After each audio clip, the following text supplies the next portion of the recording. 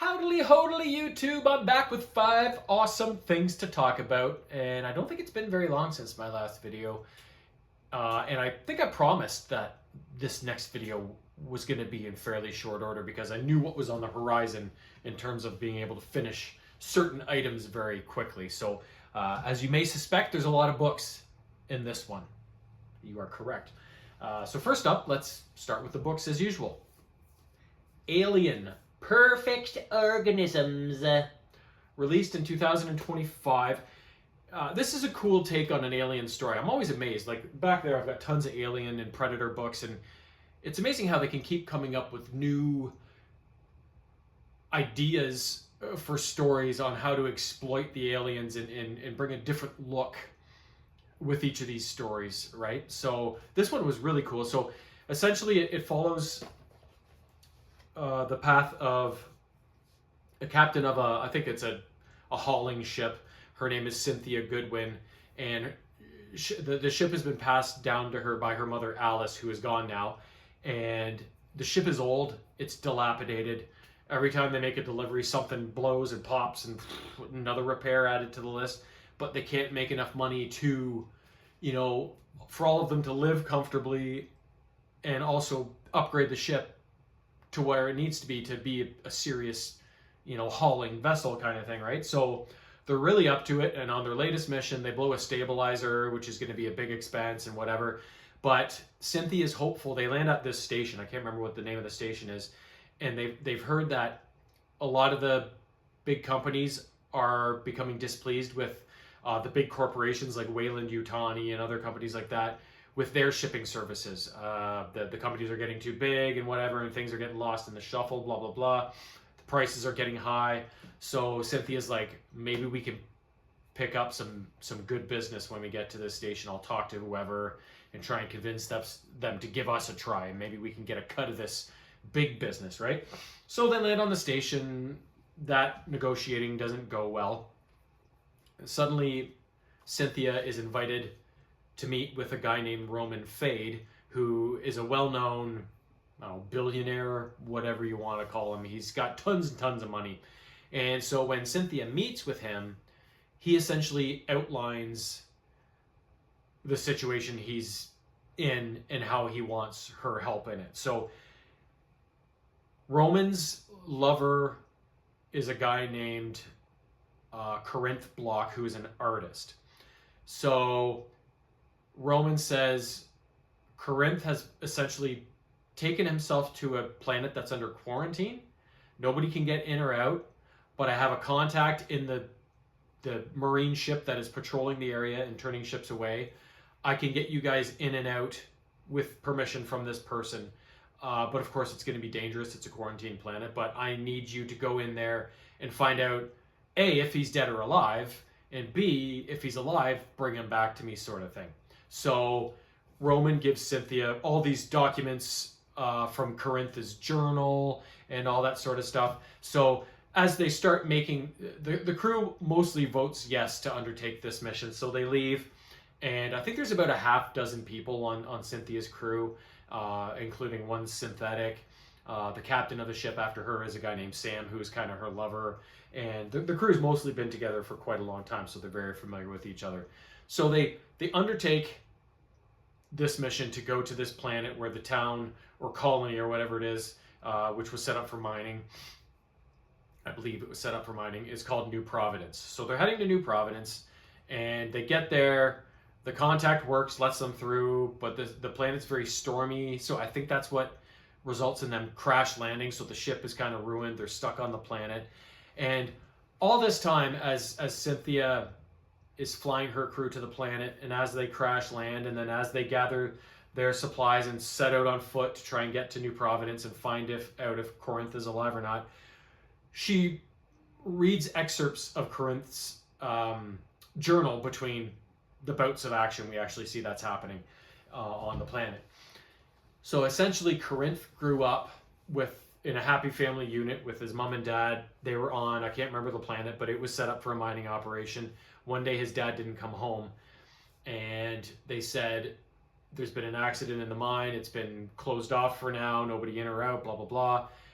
A certain contact in the mining operation,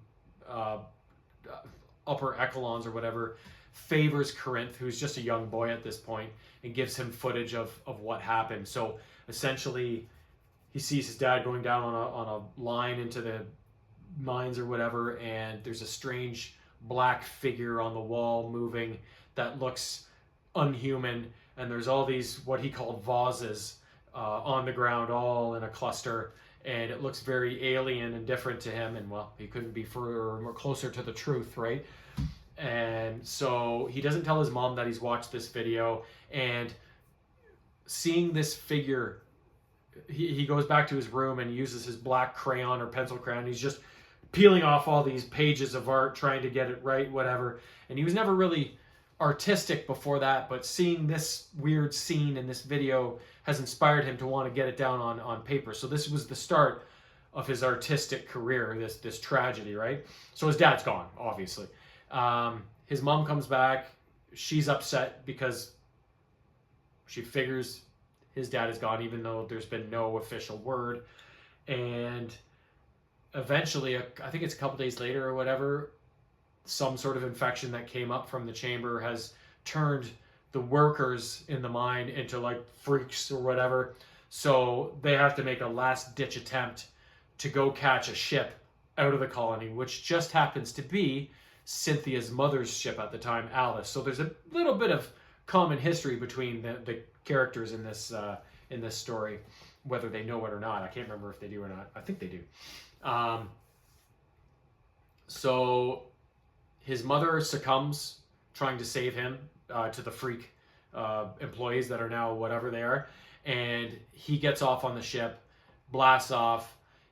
I think he takes up residence with his aunt and uncle, who are very rich, so he's given everything he could possibly need, goes to the best schools. He tries to get his art career up and going, but although he's talented, he just can't seem to get to that point of, becoming prolific, right?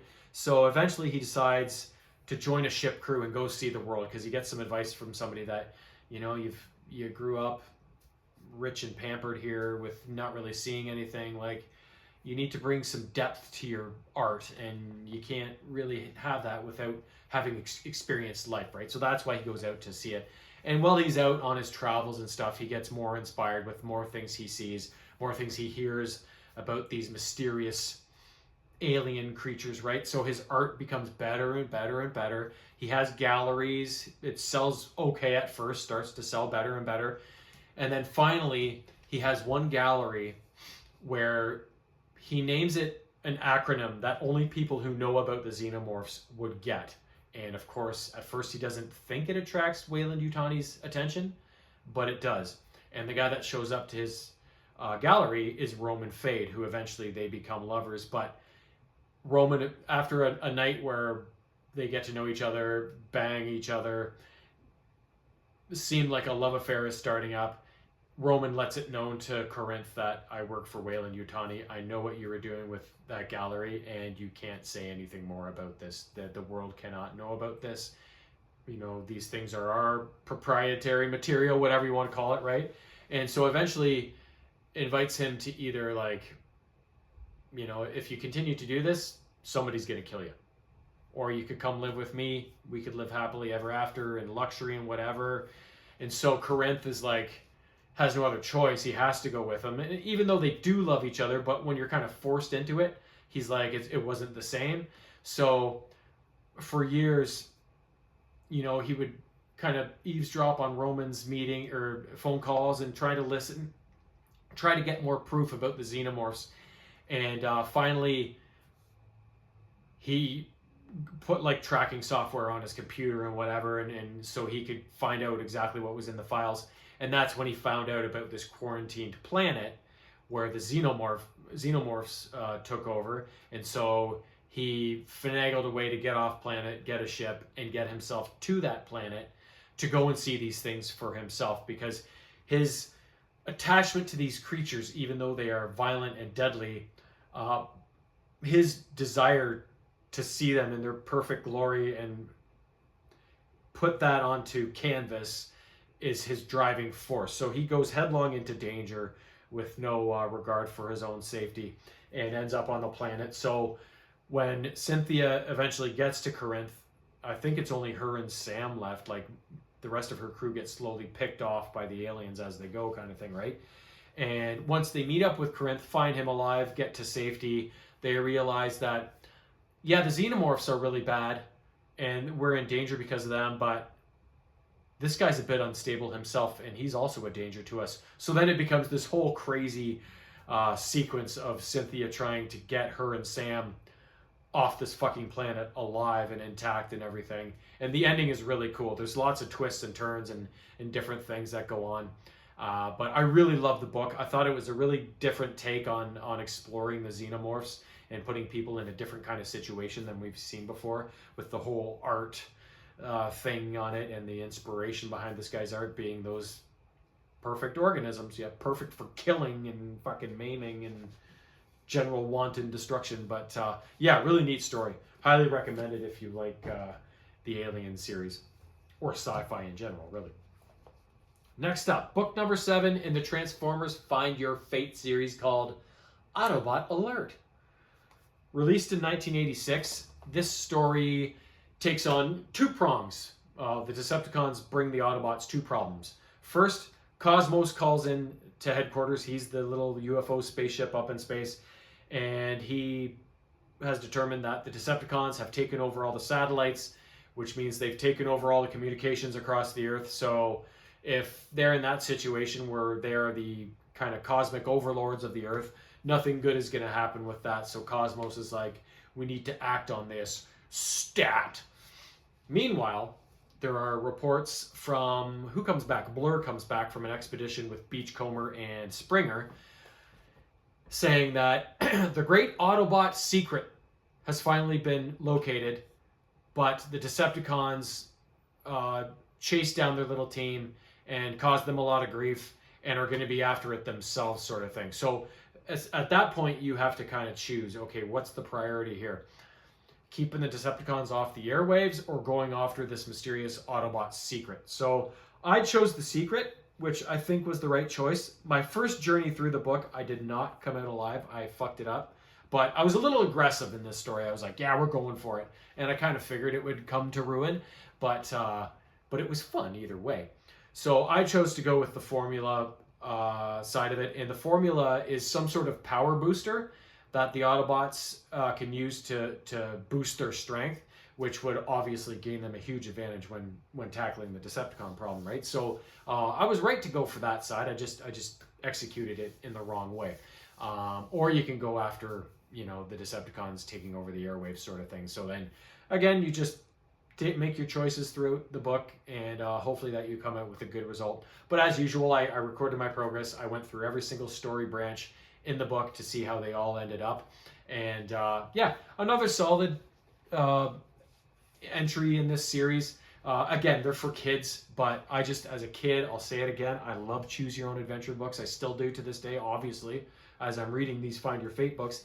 And to choose your own adventure for the Transformers is just super special, especially 40 years in the future, right? Sort of thing. So it's really fun.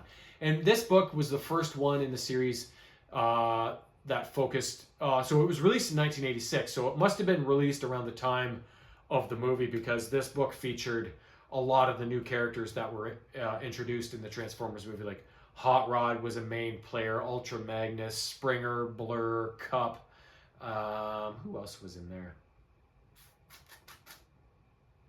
On the Decepticon side of things, Scourge, Cyclonus, Galvatron, right? There were still some old guys like Thrust, Ravage, Frenzy, Jazz, Mirage, Beachcomber, Cosmos, and some other ones as well. Ratchet was in there. So there was still a mix,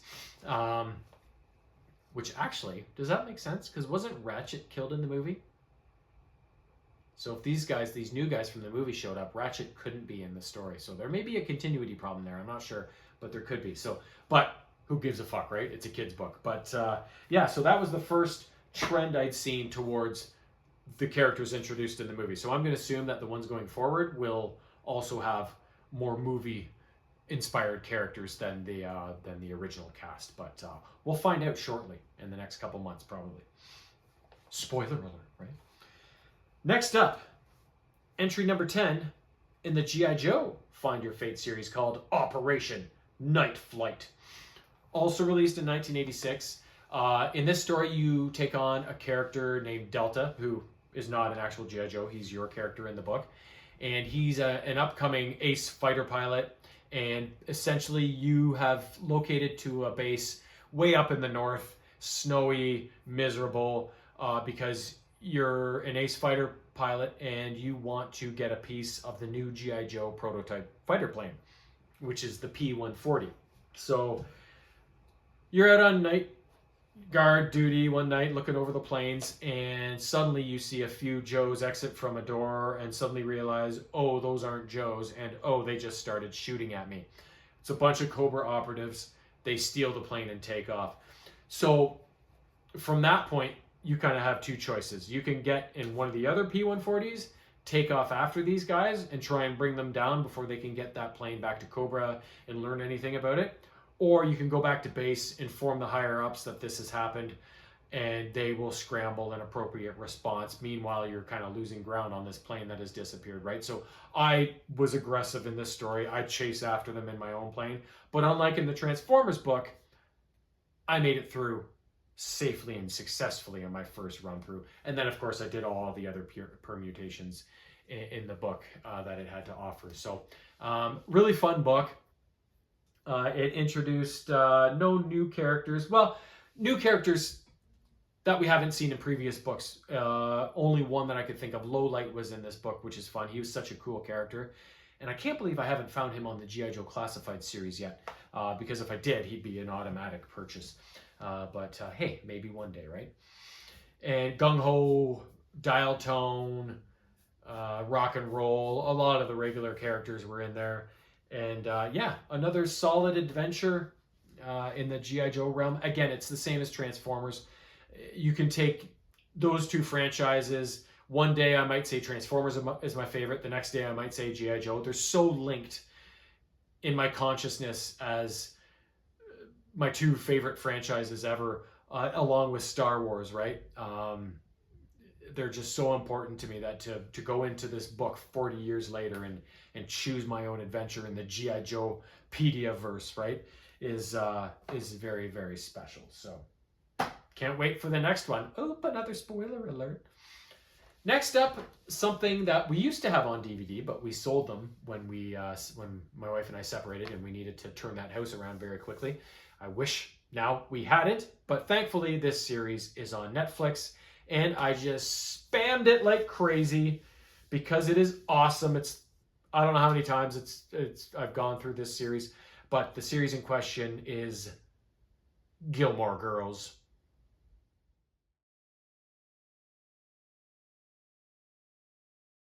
Gilmore Girls was released in 2000 and on the Warner Brothers network, I think, or channel or label, whatever. And it was not my typical TV show fare. I was very much a sitcom guy. The raunchier, the better. Like Married with Children is my favorite show of all time. Something like this was pretty far outside my wheelhouse, but I saw my wife watching it one day and I said, "What's this?" And she said, "It's the Gilmore Girls." And so I sat down and I watched it and I was like, I fucking love this show. So it takes place in the fictional town called Stars Hollow, which is in Connecticut. And it was actually, some of it was filmed, I think, in Markham, which is just a couple hours up the road near Toronto. So I was thinking one day in one of these summers of driving up there and just seeing the streets where it was filmed on, right? Because it's so ingrained in my brain now. It would be kind of cool to see that. But anyways, the story focuses on a mother-daughter combo that live in this tiny little town, very quirky town called Stars Hollow. Lorelai Gilmore, the mom, and Rory Gilmore, the daughter. Rory's like high school age when the series starts. And essentially, Lorelai, years ago, got pregnant when she was very young at 16 and had Rory. Rory's probably now around 16. So, you know, Lorelai's in her early 30s or whatever. So she's a young mom. And the story focuses on a few main fronts. First, Lorelai's parents, Emily and Richard, are very rich socialites. He's in insurance. She doesn't work but plans all these events and whatever. Like, they're very proper, rich, high society types. And Lorelai, growing up, rebelled against that. It was not her style, and she hated every minute of it. So when she got pregnant at 16, and it was such a ruckus that it caused, she ran away. Emily and Richard lived like in the Hartford area, and so she ran away at 16 to the Stars Hollow town, got a job from a girl that ran an inn called the Independence Inn, you know, cleaning rooms and stuff like that. And the girl that ran it, I forget her name now, gave Lorelai a room out in like this shed in the back of the inn where she could live and raise Rory, sort of thing. So she was right there at work, you know, didn't need a car, whatever, right? And so this woman that ran the inn kind of became her unofficial mother in a lot of capacities, right? So as the show picks up, Rory gets a chance. She's a very bright kid, very good kid, gets a chance to go to this special school called Chilton. But it costs a lot of money. So Lorelai has to suck up her pride and go to her parents and say, Rory's had this excellent opportunity. I don't need the money, but if you could give us the money so that Rory could go to Chilton, that would be cool, right? And so Emily and Richard are like, okay, we can do that. On one condition. You come here for dinner every Friday night. So as much as there's animosity between mother or daughter and parents, the parents still want her in their life, and they, you know, like, so there's this wanting to fix things or whatever, but it's very, you gotta watch the show just to see these exchanges. The acting in the dialogue is just insanity. It's so fun to watch and so funny. So that begins one of the main elements of the whole series is Lorelai getting back into Emily and Richard's lives, and all of the crazy, ridiculous capers and blow-ups that result because of it. Because Emily and Richard like to get involved in Lorelai's business, and they don't care how aggressive, abrupt, and how much destruction they leave in their path. They just do what they think is best for her, whether she likes it or not, right? So it's an ongoing headbutting throughout the series that happens here. One of the other things is that Lorelai works at the Independence Inn with her best friend Suki, who's the chef in the kitchen. And they've always dreamed of opening their own inn. Eventually, as the series goes on, they get a chance to buy an old dilapidated property and building and turn it into their own inn. So that's an ongoing thing throughout the series, is them getting the Dragonfly Inn up and running and realizing a dream. The other thing are people's love lives. So the daughter Rory goes through a few guys as the series unfolds. Her first boyfriend, Dean, who she loses her virginity to, the bad boy Jess, who comes in is a complete prick, and then after Rory graduates Chilton and goes to Yale, this rich kid Logan, who I can't fucking stand. Oh my god. And that's she doesn't really end up with him, but I won't tell you. So it's all about the drama around their love lives, because it goes back and forth, and there's so many like fuck off, like what did she do, oh my god, like crazy moments. And the same thing goes with Lorelai. So Rory's father, Chris, is in the series quite a bit, comes in and out of their lives, and him and Lorelai get back together a couple times throughout, but I hate that guy. I hate that guy just like I hate Rory's Logan. Like, those are the two guys I couldn't fucking stand the most in this series. And I don't know if it's just because I got attached to the two girls so much, and I didn't want to see them with douchebags, but I got like really upset when they were. I was like, "Fuck," you know. I get all worked up and fuck off, Chris, you loser, right? Like, like I really got attached to the whole show and all the characters, right? And so she first goes out with one of Rory's teachers at Chilton, Max, who's kind of a doofus, and then Jason, a guy that Lorelai's dad works with, who's just kind of an idiot, and then there was a couple of other short-term ones, I think. And then, of course, Christopher. But the one guy that you want her to get together with is a guy named Luke, who runs Luke's Diner, like the diner in town where she always goes for coffee. So they're really good friends because of their relationship through her going to the diner all the time. And he's always over at her house fixing things, whatever. And you could tell that they both love each other and want to be together, but nobody will make that move, right? So it takes a while for them to finally get together. But again, the Gilmore Girls is just roller coaster drama. So even once they get together, it's not smooth sailing. They don't stay together. It's just craziness the whole series through, and it's amazing. The way they cast this thing, that's one of the biggest things for me is movies and TV shows. When they're cast right, it makes all the difference. You get attached to people, you get worked up when bad things happen. The performances are just always spot on, and then the dialogue, the writing in this show is just crazy. The girls talk a mile a minute. There's so many references to movie and music and pop culture references that they just come a mile a minute, right? It's just so cleverly written, and I watched all 7 seasons very quickly over the last little while because I had watched the series many, many times, but I don't know if I had ever watched it full on season by season all the way through in the right order, right? Because watching it on TV, you were kind of, some nights you might miss, whatever, blah, blah, blah. But, and then we did have them on DVD, so I must have at one point ran through them all in order, but I don't remember doing that. So it was fun to finally go through them all in order and see the whole thing unfold in front of my eyes. And the other thing that they released back in 2015, 16, whatever, was kind of a reunion. It was called Gilmore Girls, A Year in the Life.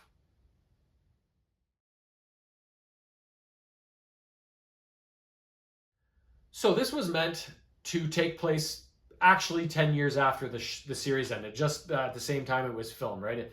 10 years have passed. What the hell are the girls up to? And it basically, it's kind of a series, but it's almost like movie length. So there's 4 episodes in this series. They're each like between an hour and a half to 2 hours long, depending. And they're all named after a season, because in the Gilmore Girls TV show, the seasons are always a big deal. Lorelai always senses when the first snow is coming. Like, the weather really plays a lot into the Stars Hollow vibe and all the different festivals that the town holds and all the crazy shit that happens, right? So it starts with, it must be winter. Yeah, because I think it ends in fall. So it starts in winter, goes through the next 3 seasons after that. And the main elements in this little reunion, one of the main ones is that Richard Gilmore, Lorelai's dad, passes away. And I think that's because Edward Herman died between the end of the series and the start in the filming of this reunion. So his death and the way people were dealing with it in this miniseries was one of the main overarching themes throughout the four large episodes, with Emily coming to terms with losing her husband, Lorelai coming to terms with losing her dad, and the animosity between Lorelai and Emily that they tried to deal with by going to therapy in this series, which was really funny. And then, of course, Rory loved her grandfather, so she, has been suffering and stuff. The other thing is, at the inn, Lorelai has lost Suki. Suki went away on a sabbatical or something and hasn't shown up since. For the last 2 years, I think they've said it's been. And then Michel, who is like the front desk guy, he's a great character. He's one of my favorite characters that's kind of like outside of the main characters. He's like a French guy that's, I don't know where he's from. He's got kind of like brown skin and he's got this French accent, and he's such a little dick, but you love him, right? He's threatening on leaving the inn because he can get more money at other hotels, and he feels like the inn needs to grow. He's always commenting that it needs a spa and blah, blah, blah. So Lorelai's trying to deal with Suki having abandoned her. Michelle's going to leave, and she does want to expand the inn. Like, they only have 10 rooms or something like that. So she does feel the need to build and grow and create more. So she's dealing with all of that stuff as well. And she's also dealing with relationship problems. Her and Luke have been a little stale lately. So at the end of the series, near the end of the series, she goes on kind of a soul-finding mission out to California to walk this trail that was in a book and a movie, and is kind of a pretty funny part of that one season of the episode where she goes to do it. And then the other thing is Rory's situation. So Rory went through school at Chilton and then to Yale to major in journalism. She wanted to become a journalist, one of the ones that goes everywhere, gets dirty, people respect her, and she's the shit, right? But she has come up against roadblock after roadblock in her career, can't seem to get started. In her early 30s or whatever she is now, she doesn't have any home fixed address. She's kind of got her stuff spread across the country at different people's houses, and she's really feeling the pinch on, I should have made something of myself by now, but look at me, whatever, right? And to make matters worse, Logan is engaged to some French girl, but whenever she's in London, England, which I think is where he is, she stays at his place and they have a bit of an affair, right? So she's even gone back to that douche who's just using her for sex, right? So it's like, Rory, smarten the fuck up. So eventually she comes back to Stars Hollow, and Taylor, the guy that kind of runs the town and is the crazy guy that puts on all the festivals and all that stuff, announces that the editor of the Stars Hollow Gazette is retiring, and so the paper's going to fold because nobody else is going to do it. And Rory's like, that's the first newspaper I ever read. Like, that's what got me interested in journalism. She's like, I'll do it, and I'll do it for free. So she starts to find a little bit of purpose in getting behind the Stars Hollow Gazette editor desk, and it kind of snowballs into a bigger idea once Jess comes back to town and asks her how she's doing. And when she says not great, blah blah blah, this, that, the other thing, he's like, you should write a book. She's like, I tried that, but this girl backed out. This feminist that she was trying to write a book on was crazy, shocker, and backed out of the deal, and she was left without a book to write. And he's like, you should write your own book.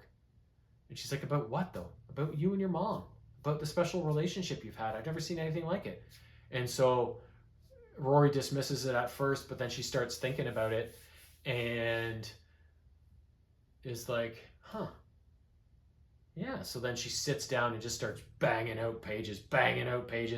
And that makes for kind of the last bit of drama in the miniseries, is that Rory is so excited to present this idea to Lorelai, saying like, it's all about our relationship, the experiences we went through, our bond as mother and daughter.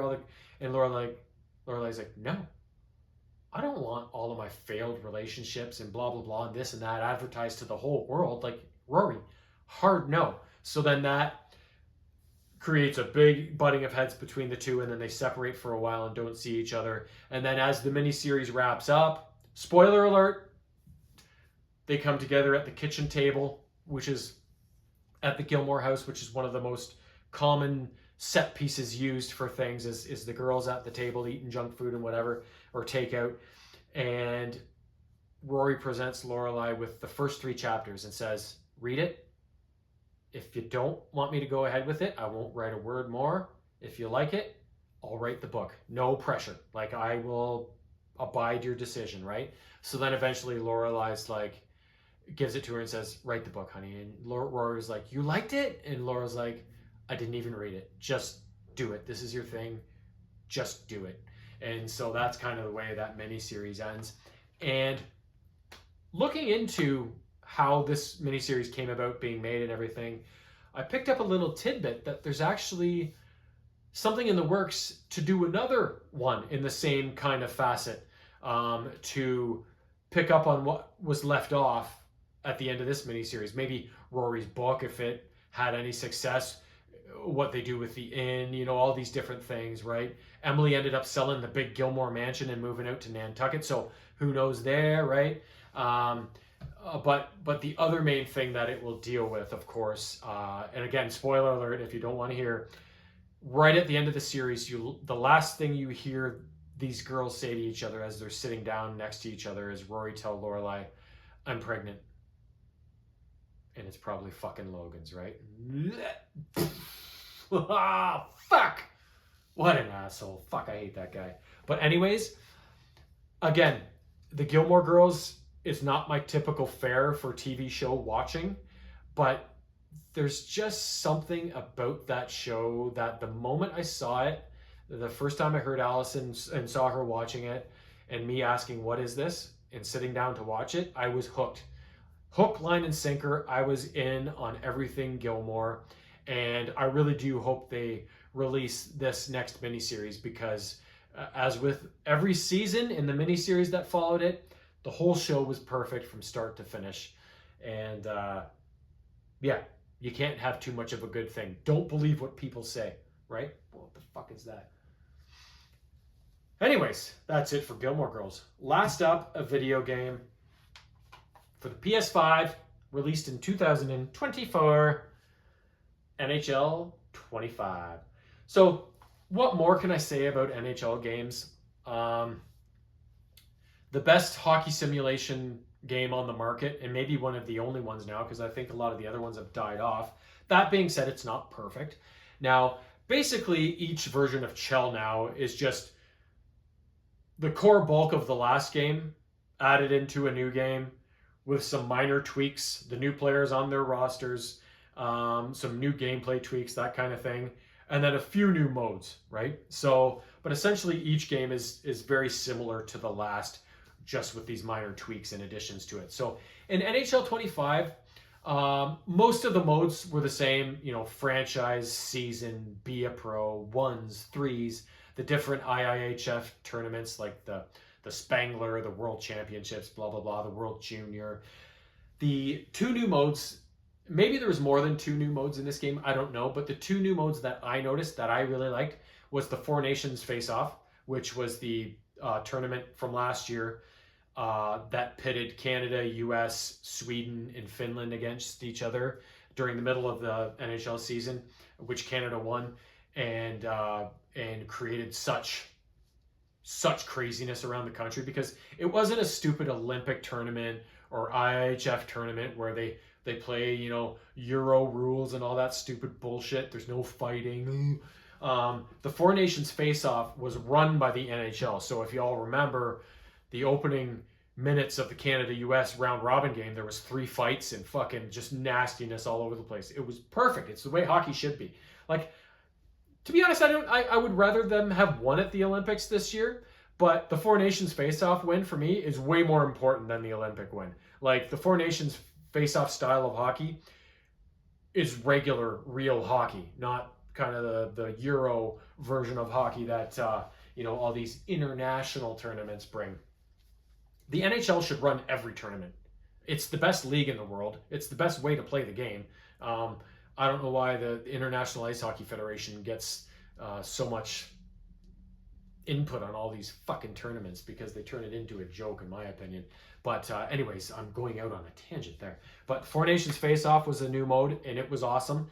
And the other new mode that was introduced was the PWHL. So the Women's League was represented in this game, and you could do a full season and playoffs with them. So if you've watched my gameplay footage on my Chell, I did play with the Toronto Scepters and had a blast playing with the ladies as well. So those are two really good new adds. And then I'm assuming on NHL 26, I don't know if they'll have the new expansion teams for the PWHL. I don't know when that came about, if they're in there or not.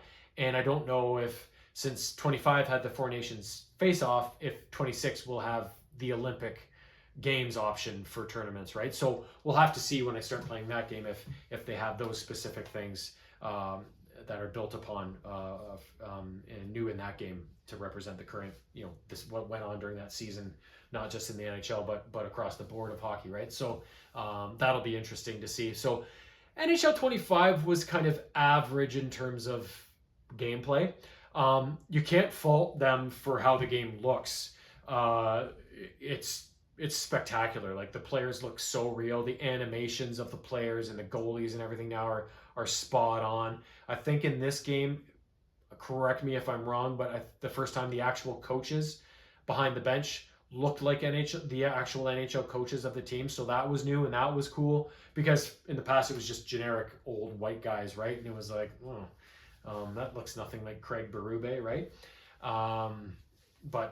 Yeah, so there were some good additions. But two things about this game really pissed me off, and it's been in problems in some previous installments as well. You go to make a pass, like you've got your defenseman down low in your own end in the left corner. You got a player streaking. He's not going up the boards, but he's cutting a little towards center. You aim a pass perfectly at him, and he ices it along the boards. And I'm like, I was aiming right at that other player. Like, why the fuck didn't it go to where I told it to, right? So that was a real big problem in this in installment of the game. Is the passing was just brutal. So many of my passes went astray. They would either go astray and go for icing, or instead of passing it to the open guy of mine that I aimed it at, it would go to another guy that was not far away but was covered by one of their players, and so the play just went dead.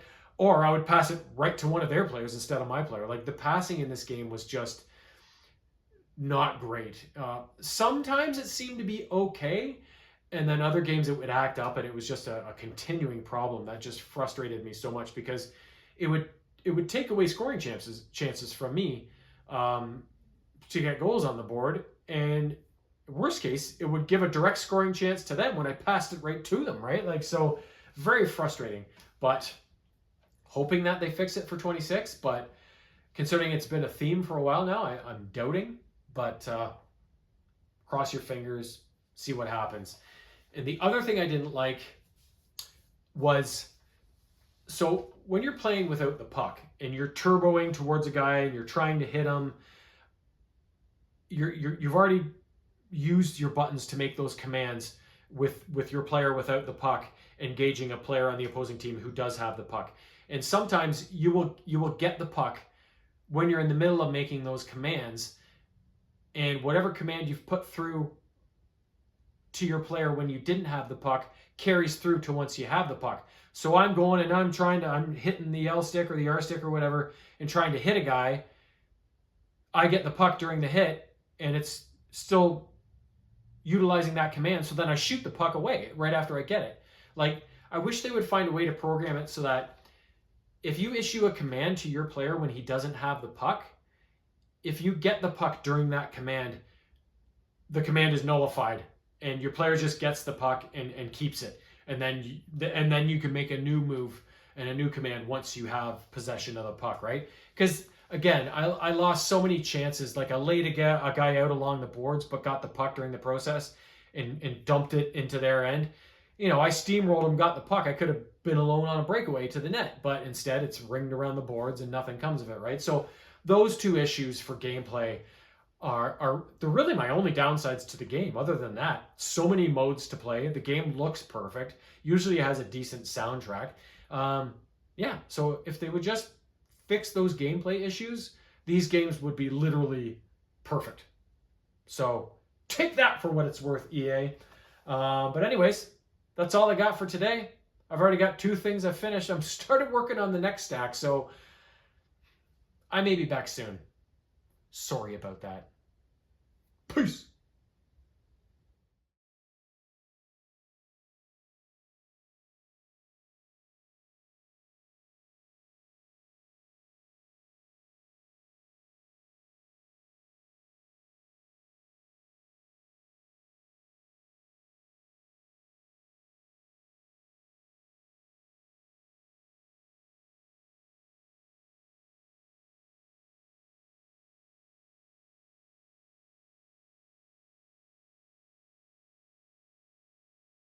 Meow.